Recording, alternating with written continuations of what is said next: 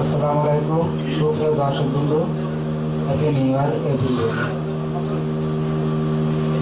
আপনারা দেখছেন ম্যাগাজিন অনুষ্ঠান রঙ্গরস।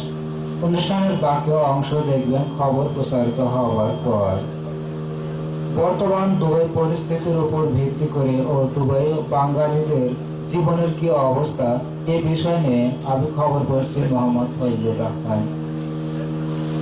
বর্তমান বিশ্বের প্রায় প্রত্যেকটি দেশে অর্থনৈতিক সমস্যা বড় আকার হয়ে দাঁড়িয়েছে। সেই সাথে দুবাইয়ের অর্থনৈতিক অবস্থা কঠিন হয়ে পড়েছে।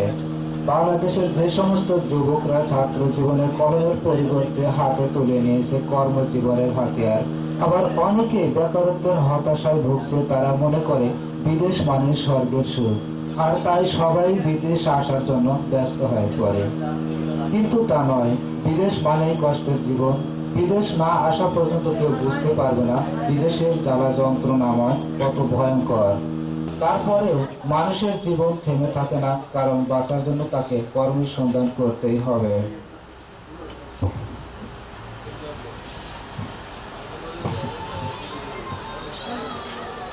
আন্তর্জাতিক খবর।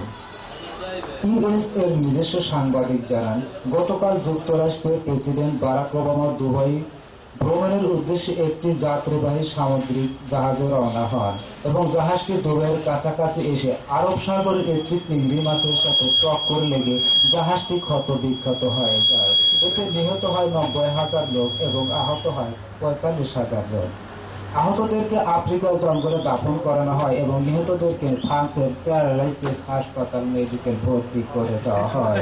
জিবিসি সম্মেলনের প্রধান উপদেষ্টা জানান, বাংলাদেশের এক নতুন বৈজ্ঞানিক অচিরি বাংলাদেশকে দারিদ্র্যের হাত থেকে রক্ষা করার জন্য মাটির নিচ দিয়ে পাইপ চালনা করে ইরাক ও দুবাই থেকে তৈল পাচার করার সিদ্ধান্ত নিয়েছেন। দুবাই নিউজ থেকে জানা গেছে, শীতের শুষ্কতার কারণে মানুষের হাত পা ফেটে যাওয়ার সাথে সাথে দুবাইয়ের অল টাওয়ার সহ কেরিফোর, শারজা সিটি সেন্টার, এমিরেটস মল এই সমস্ত মার্কেটগুলো ফেটে যাওয়ার সম্ভাবনা রয়েছে বলে আশা করা যায়। এদিকে গত 11 ডিসেম্বর আবুধাবির উত্তর পূর্ব দিক থেকে প্রচন্ড বরফের নিম্নচাপ পতিত হওয়ার কারণে আজমান, অমলকৈম, আবুধাবি ও আরো কিছু কিছু এলাকা 30 মাইল মাটির নিচে চাপা পড়ে যায়।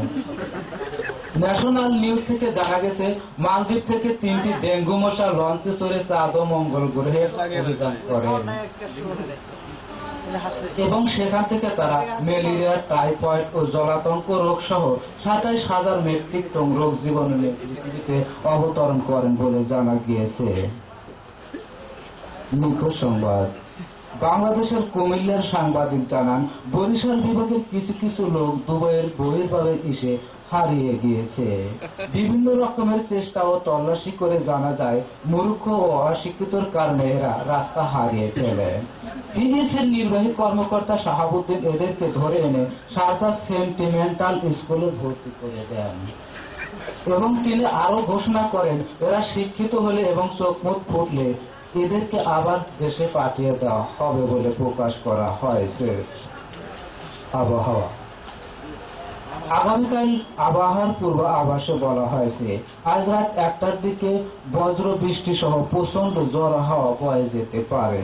এর ফলে আরব সাগরের মাছগুলো বাতাসে উড়ে যাওয়ার সম্ভাবনা রয়েছে। এজন্য সাগরের সমস্ত জলদস্যুকে 1 নম্বর সতর্ক সংকেত হুঁশিয়ারি দেখানো হয়েছে। আজকে সূর্য ডোবার কোনো সম্ভাবনা নেই এবং আগামীকাল সূর্য উদয় হওয়ার কোনো সম্ভাবনা খুঁজে পাওয়া যায় নাই। আজকের মতো খবর এখানেই শেষ করছি। সাথে থাকার জন্য আপনাদেরকে ধন্যবাদ। আমাদের আগামী খবর প্রচারিত হবে 2020 সালে।